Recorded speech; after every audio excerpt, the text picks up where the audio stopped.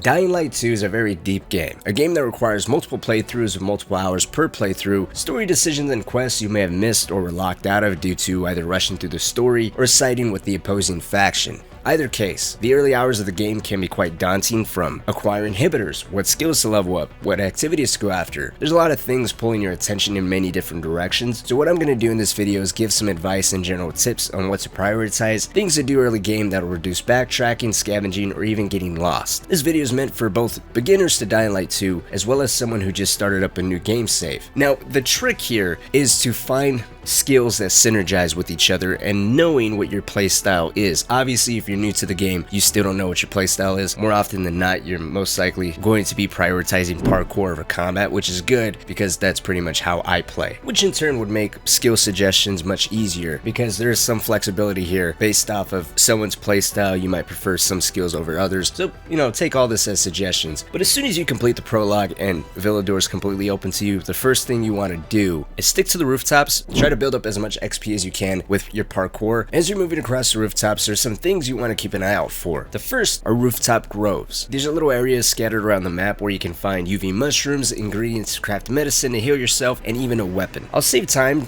just to gather this stuff while naturally getting from point A to point B, rather than later having to scavenge for the supplies. I'd also suggest to keep an eye out for encounters. You can actively search for that stuff, but to save time and make these runs as optimal as possible, just keep an eye out for the encounters. They're a nice little boost to your parkour and your combat. If you're playing on hard, I wouldn't consider the mode hard necessarily, although enemies do have a higher health pulse, but they will be taking a little bit more damage and hence more time for you to kill. So just bear that in mind. So moving from rooftops to boost up your parkour XP, keep an eye out for Rooftop Groves and encounters. The next thing I would suggest is to keep an eye out for inhibitors. Inhibitors are important for two reasons. They boost your immunity to chemicals and darkness while increasing your health or your stamina bar, depending on which of the two you invest in. And investing in those in turn unlocks new skills to acquire in those respective skill trees. There's actually some inhibitors you can find out in the open world without having too big of a problem acquiring them. I'm going to show you some good ones. You can find them in your own natural exploration, but the first one I always go to is this one right here. It's located out in Houndfield in Old Villador, right next to GRE quarantine zone,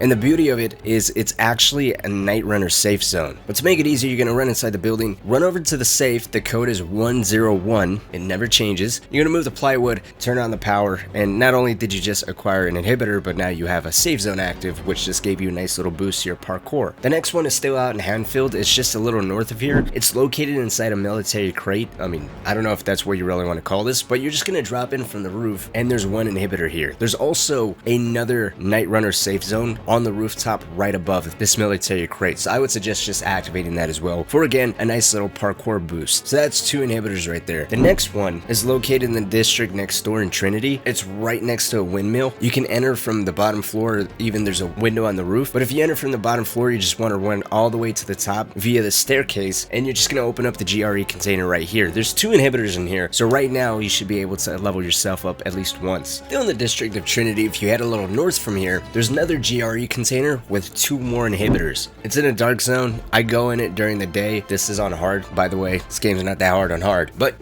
just keep moving, open up the crate, grab the inhibitors, jump out. By now, you should be able to level up yourself once or twice. Now, the way I play, personally, I level up my stamina at least 4 to 5 times before even looking at my health. But that's just because of how I play and how slow my combat is to level up.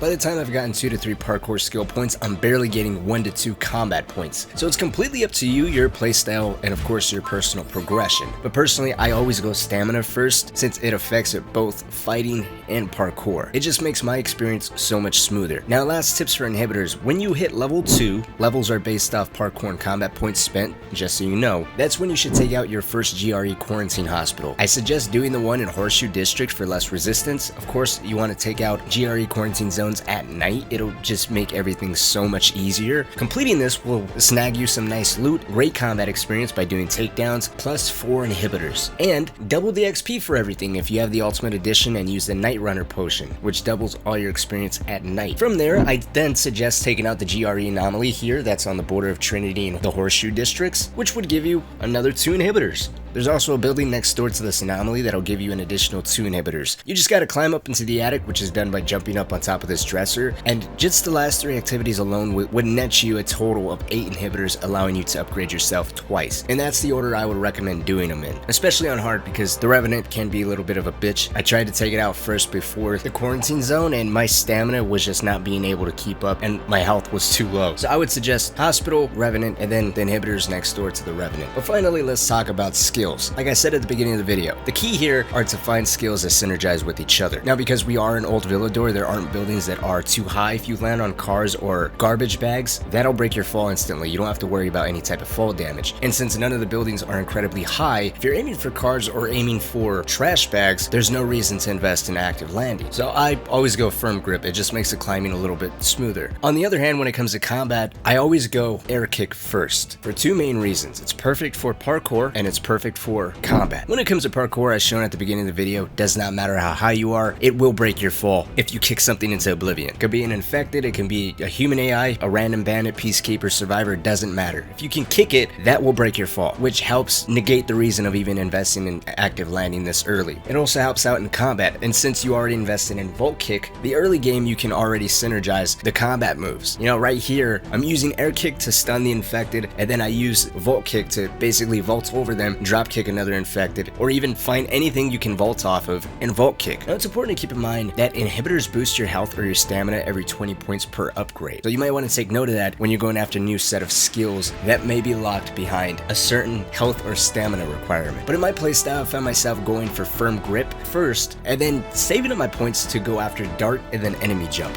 Dart negates far jump and allows you to jump much further at the cost of stamina, but you don't need to vault over an object, and you're jumping much further. I mean, basically jumping across entire alleys, which is nice to have ASAP. While enemy jump allows you to use enemies as a means to reach higher ground quickly and escape, or in another case, fight more effectively, since you can turn an enemy jump into an air kick. Like I said, dart and enemy jump have just become those skills I absolutely need to have, so I always prioritize those two. When it comes to combat, I'm still trying to find that early ground because you're just leveling up combat much slower, but it seems like the abilities from the original game are the best to get. As of now, in the early game, I would suggest air kick and then either go perfect dodge or perfect parry. Personally, I would go perfect parry over dodge because I just find myself parrying more than dodging, and there's not too many power attacks that you can't parry in the early game anyways. But in a perfect world, if you're leveling up your health very quickly, I would suggest going after drop kick and stomp. At least that's what I'm using more often than not. That's some early game tips I got for you. Hopefully it gets you up and running as quickly as possible. The key is to be multitasking, ideally not doing a lot of this stuff while going out of your way, but rather doing one or the other while staying